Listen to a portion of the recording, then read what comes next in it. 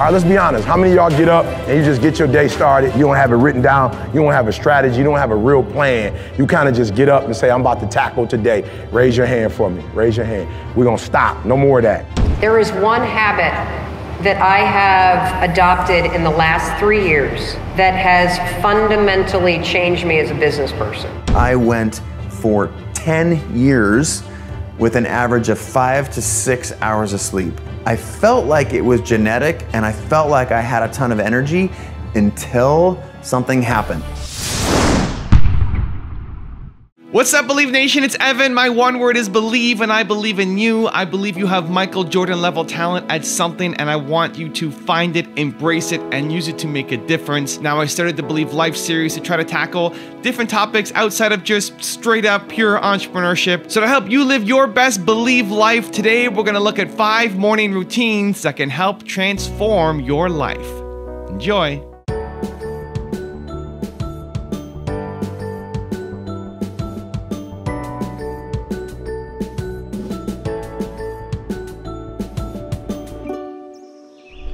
All right, let's kick it off with routine number 1. Stick with a routine with Eric Thomas. All right, let's be honest. How many of y'all get up and you just get your day started? You don't have it written down. You don't have a strategy. You don't have a real plan. You kind of just get up and say, I'm about to tackle today. Raise your hand for me. Raise your hand. We're going to stop. No more of that. Like, you don't go to war without a plan. You just don't come out just, I hope I hit somebody. I told y'all, we ain't on that Arnold Schwarzenegger stuff. I'll be back. You just blowing up stuff. We're on that Jason Bourne. We're going to the top floor. We got the scope. I'm being 100. We ain't on it. You just get up in the morning. I hit somebody. You done tore up the whole house. I mean, you got my man, but you done tore the whole house up and got some other people in the process. He barely got him. You done killed him. Strategy. Open up, boom, boom, scope, bop. You lay there, boom, couple hours. Boom, got it. Mission accomplished. You move on. I need you to be strategic. I hear, look here, I want to go to the NBA. Not like that. You just run up and down the court. Not like that. You're not going. Yeah, no strategy.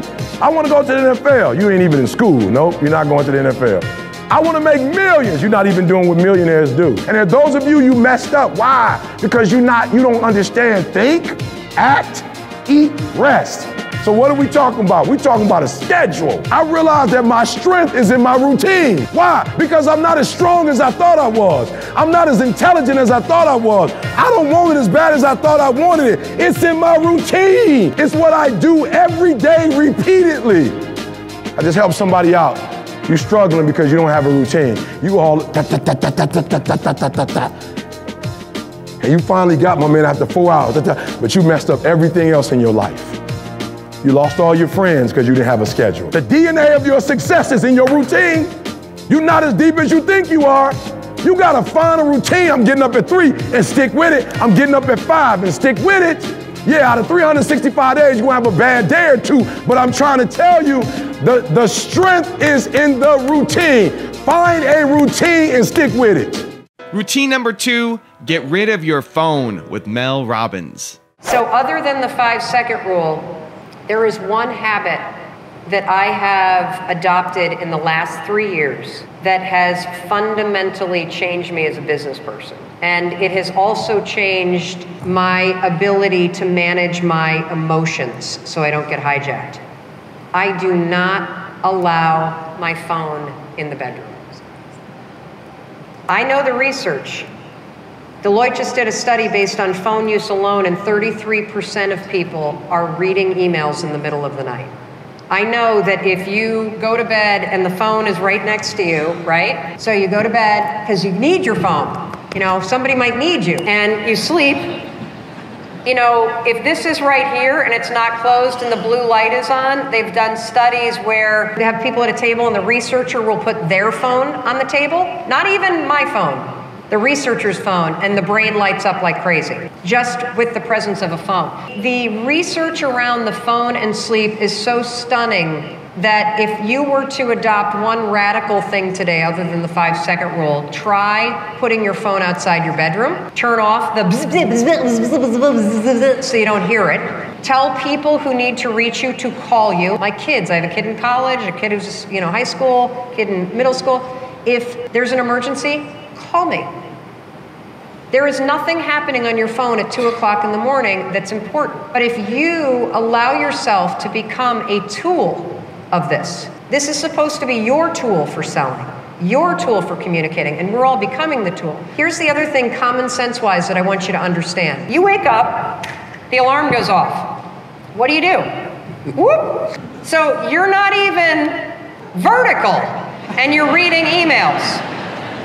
And what is in these emails? Other people's crap. If you don't have boundaries with this puppy, it's going to impact sleep, it's going to impact how much money you make, it's going to impact how much self-control you have. And so when I put this thing outside the bedroom and I wake up, I walk over to where the phone is, it's plugged into my bathroom, I turn it off, I don't look at it yet. I give myself 5 minutes. 5 minutes before I tune into the world to actually tune in up here and say, what's the one thing I'm going to get done today that really matters to me? If you're the kind of person that feels like you don't have control over your day, that your day gets hijacked, that you can't get to the priorities, that you're always behind the ball, this one planning thing will change your life. No phone in the bedroom, turn it off when the alarm goes off, 5 minutes, 5 lousy minutes, 5 lousy minutes before you tune into the rest of the world. And if you've got the kind of job where you've got to check it, get up 10 minutes earlier.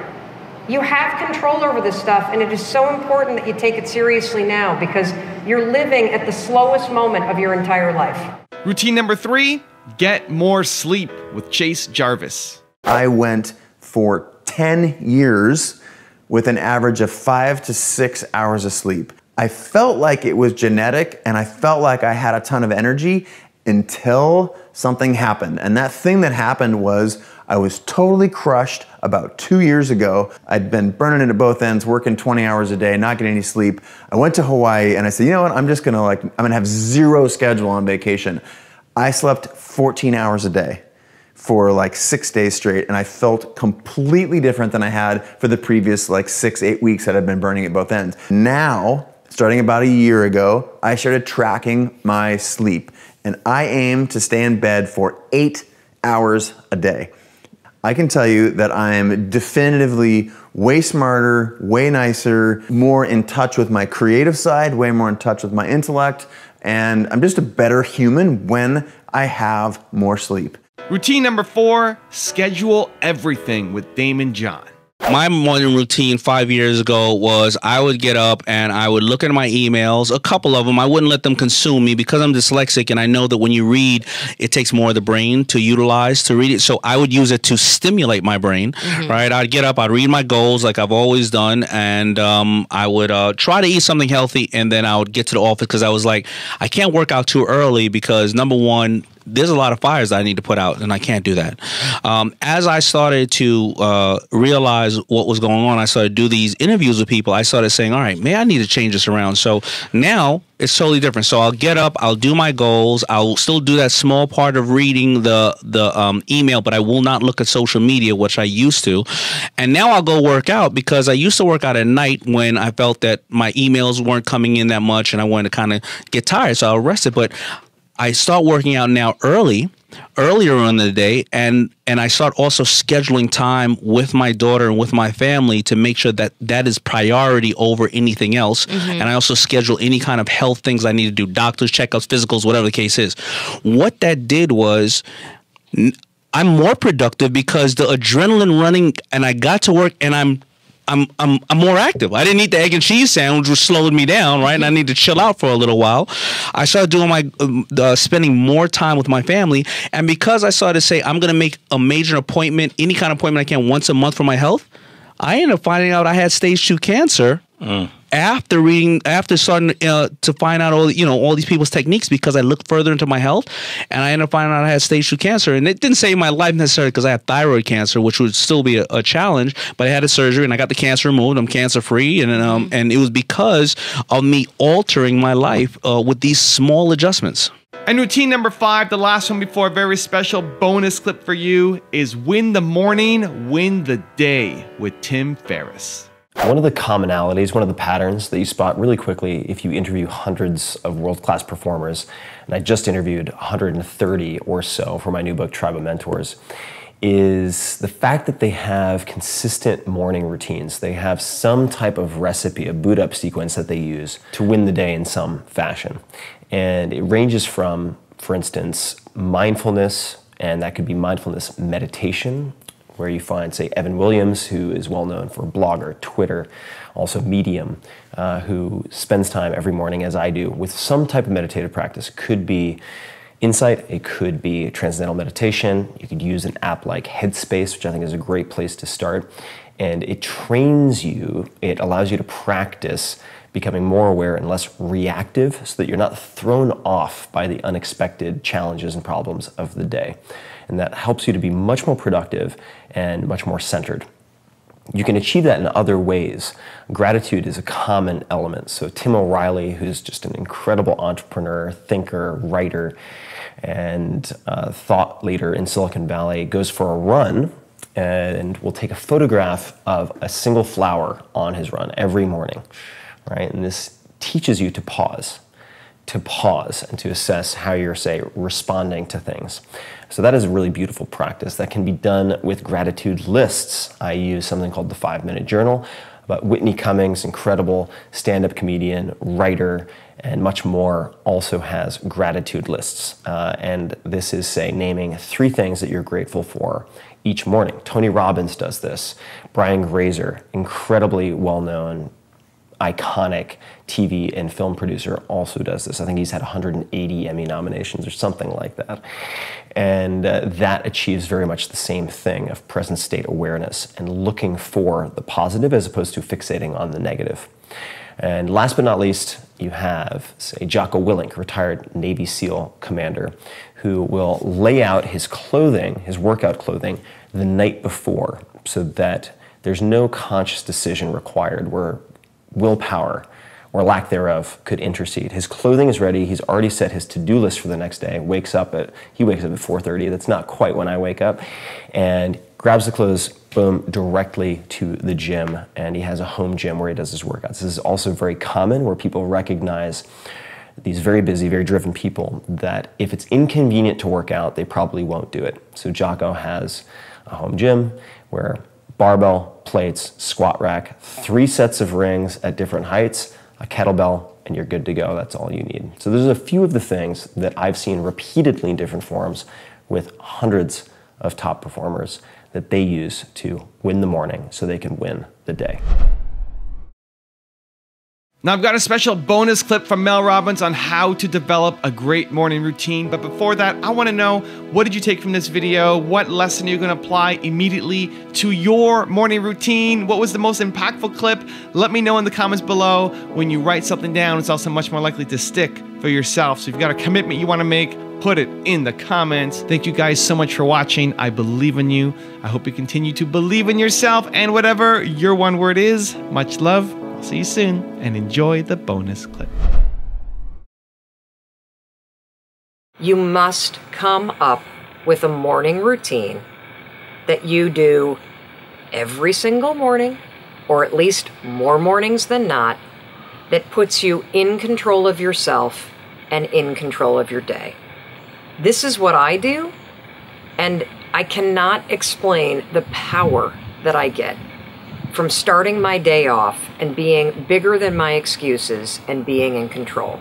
First and foremost, wake up on time. When that alarm goes off, get your butt out of bed. 5, 4, 3, 2, 1, go. Why is that important for persistence? The reason why is because the first decision that you're making of the day is to actually get up and get moving. That means you are persistently bigger than your excuses. You are persistently bigger than feeling lazy. And you are persistently beating the feelings that typically stop you.